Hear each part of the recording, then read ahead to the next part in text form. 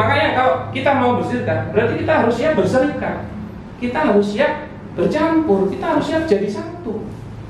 Nah itu diperkuat dengan yang namanya menurut pengertian bahasanya secara lugawi. Ya, sirkah itu adalah ini nggak bisa ya, sini kan asarikatu lugatan fautu nasibaini fasoidan bihaisul la yutamizul wahidu anil akhori. Sirkah menurut pengertian bahasa adalah mencampurkan dua bagian atau lebih sedemikian rupa sehingga tidak dapat lagi dibedakan satu bagian dengan bagian yang lain. Makanya kalau mau itu kita itu seperti satu badan nanti. Berarti apa? Makanya nggak bisa kalau kita bicara lulu gue lagi. Makanya nggak bisa yang namanya sirkah itu kamu untung-untung sendirian, kamu rugi-rugi sendirian, nggak bisa. Berarti dia belum siap sirkah. Berarti dia belum siap bercampur. Maka kalau belum siap, monggo-monggo aja ya. Tapi jangan pakai akad sirkah gitu loh. Jadi banyak cara bekerja sama. Kalau memang nggak siap bersirkah, jangan dipaksa sirkah. Kita bisa cari akad yang lain. Ya, kami itu biasanya ya, kalau mau bersirkah terutama saya, itu tuh pertemuan keempat kelima. Karena di awal kita bicarain dulu, nyamain dulu. Karena siap nggak kita itu, ya kayak orang nikah bercampur akhirnya. Makanya kenapa the whole idea mengenai sirkah itu memang bagi hasil tapi dari profit, bukan di tengah jalan sudah dibagi. Berarti apa? Urusan semua biaya, urusan semua utang itu harus selesai dulu. Kalau ada kelebihan dari modal itu baru yang dibagi, gitu. Bukan di tengah jalan udah dapat gini, yuk kita bagi-bagi belum, karena apa? Ada biaya di situ. Makanya nanti tertolak itu revenue sharing nanti dari pengertian syar'i. Nah itu harus diposisikan gitu. Oke, intinya dia harus siap bercampur. Ini dulu kalau Ustaz Condro mungkin semua udah banyak yang tahu. Itu kalau membahas sirkah 30% itu buat nguatin filosofi mesti. 30 sampai 40% itu dikuatin itu dulu mesti.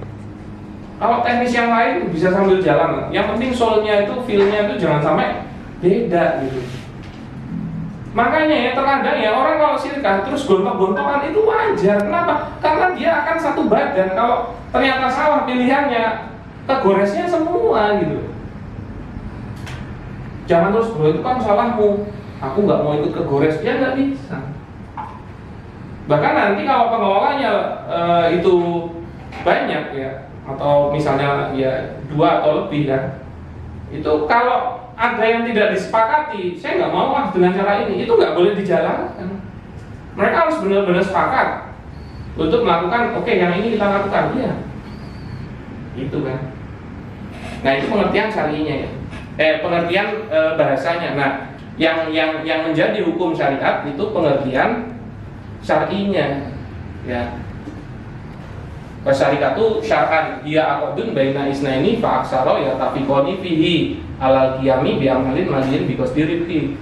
Nah, adapun menurut makna syar'i, sirkah adalah satu akad antara dua pihak atau lebih ya yang bersepakat untuk melakukan suatu usaha atau bisnis dengan tujuan memperoleh keuntungan. Ini makna syar'i. Maka kita akan bahas itu apa makna syar'inya. Oke, itu ya suatu akad antara dua pihak atau lebih yang bersepakat untuk melakukan suatu usaha atau bisnis dengan tujuan memperoleh keuntungan. Berarti apa? Ada unsur-unsur dalam definisi itu yang harus terpenuhi. Karena kalau unsur ini tidak terpenuhi, batal itu, tidak sah itu sirkahnya. Oke. Nah, pertama apa? Berarti dia ada akad, kan suatu akad. Maka dia ada akad. Berarti kita harus paham pengertian akad itu apa. Ya. Akad itu adalah irtibatul ijabun biqabulin, ikatan ijab dengan qabul. Ya. Yang sesuai hukum syarak ala wajhin masru'in, yang sesuai dengan hukum syarak ya, yudhiru asaruhu fi mahalihi, yang menimbulkan akibat hukum pada objek akad. Makanya nanti setiap kita mau melakukan sesuatu, contoh ya, saya kasih contoh, kita akan mulai belajar yang namanya rukun. Misalnya rukun jual beli deh. Oke. Maka yang satu adalah al-aqidani, pelaku akad, yang kedua adalah maqut alai atau objek akad, yang ketiga adalah zigot ijab qabul. Kurang lebih sebenarnya rukun itu kayak gini. Walaupun simpel begini, dia penjelas akad tuh adanya di sini. Ini ya, nggak ada yang nggak bisa ngapalin dengan cepat tuh. Kalau jual beli berarti ada penjual, ada pembeli, gitu kan? Objeknya apa? Penjual itu punya barang. Kalau pembeli itu punya pembayaran atau harganya. Kemudian mereka berijab qabul, gitu kan? Maka nanti kalau sudah akad, ini dikasih ke sini nih. Ini dikasih ke sini nih. Ya, ini bentuk akad tijarah atau yang namanya akad bisnis. Makanya kenapa kalau akad bisnis itu akad profesional, Pak? Ada hak dan kewajiban. Kenapa? Karena seseorang mendapatkan atau mempunyai hak atas seseorang. Itu gara-gara seseorang itu juga memberi sesuatu pada seseorang itu. Bingung kan? Makanya jangan belajar muamalah. Oke, konteks tijarah ini harus paham juga dari awal, karena nanti banyak juga kegiatan tabaruk yang dilakukan pada saat bersyirkah. Oke. Jadi konteks tijarah itu begini. Oke, gara-gara si A memberi sesuatu kepada si B, oke, maka si A itu mempunyai hak sesuatu atas si B. Ini namanya konsep tijarah atau bisnis. Nih, kerennya Islam tuh kayak gini, ini di mapping. Tijarah itu bisnis. Ya, gara-gara si A memberi sesuatu kepada si B, maka si A ini berhak sesuatu dari si A, dari si B. Contoh apa? Kalau jual beli, A memberi barang, maka dia berhak atas pembayaran. Itulah yang namanya akad muawadhah, pertukaran kompensasi. Makanya kalau akad tijarah pasti dia bersifat muawadhah, pertukaran. Nah, terus apa tuh bedanya sama tabaruk? Tolong menolong. Ini akad sosial di sini. Bedanya apa?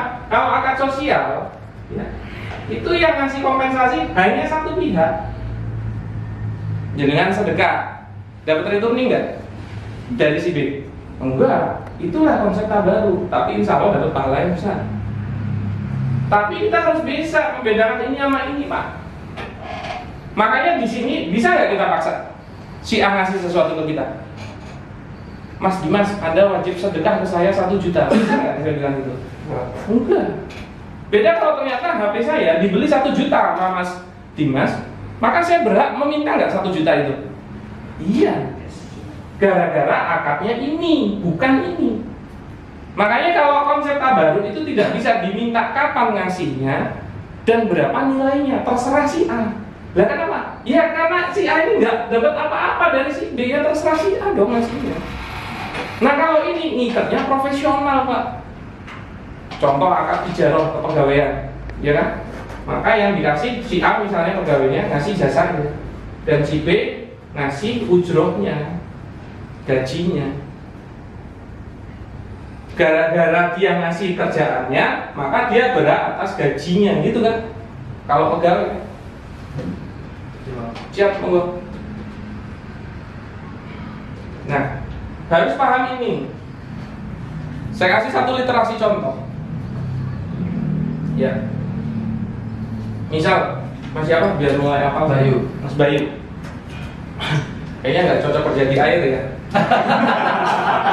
Kamu dari namanya. Ini tanya dulu, kami suara aku. Pas Afri kayaknya. Ya. Mas Bayu lebaran ke rumah tetangga. Oke. Oh, silaturahim. Terus kita disuguhi makanan. Oke. Ternyata ada kaleng pembuat. Oke. Pas kita buka isinya rengginang, boleh marah nggak, Mas? Nggak boleh. Kenapa kok nggak boleh? Karena kan sedekah aja. Konsepnya tabaruk.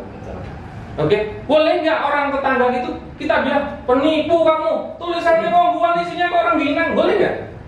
Nggak boleh. Kenapa? Loh, aku tuh ngasih ke kamu nggak ngasih apa-apa ke aku. Apa hakmu menentukan apa yang aku kasih? Nggak ada. Bisa dipahami ya? Nah, beda lagi kalau ternyata Mas Bayu ke Indomaret buat beli tong buah. Sudah beli nih, oke pilih kalian ini ya, bayar, oke berapa, 30.000 misalnya. Dibawa pulang, sampai rumah dibuka rengginang, boleh marah nggak? Boleh marah nggak? Boleh. Boleh, kenapa? Konsepnya ini. Oke, dan kalau ternyata dia secara sengaja mengisi kaleng ongguan itu dengan rengginang, malah dia jatuhnya penipu, Pak. Gitu. Maka kalau Anda mau profesional, larinya ke sini nih Pak, bukan ke sini. Berarti apa? Kalau Anda punya sebuah bisnis, ya, hubungan Anda dengan pihak-pihak yang lain yang berhubungan dengan bisnis Anda, ikat dengan akad ini, jangan akad ini. Kenapa? Karena ini tidak fix. Mas, tolong ya, besok bantuin saya jualan ya, dari jam 8 sampai jam 3. Loh, apa dasarnya kita menyuruh dia itu? Kalau dia berbaik hati, ya Mas, saya bantuin. Besoknya gitu lagi, besoknya gitu lagi. Kalau orangnya malas, boleh nggak? Boleh. Tapi kalau sekalinya dia diikat dengan akad ijarah, boleh nggak dia nolak? Kalau dia diikat dengan akad pegawai, nggak boleh. Nggak disuruh pun dia wajib datang. Nah, syirkah itu termasuk akad ijarah. Maka ada hak dan kewajiban. Bedanya apa? Kalau akad ijarah ini akad yang bisa mengambil keuntungan. Kalau di sini nggak boleh malah. Nah, failednya bank itu sebenarnya melakukan akad-akad tabaruk, yaitu apa? Pinjaman atau utang kan? Utang itu masuknya di sini Pak, akad tabaruk.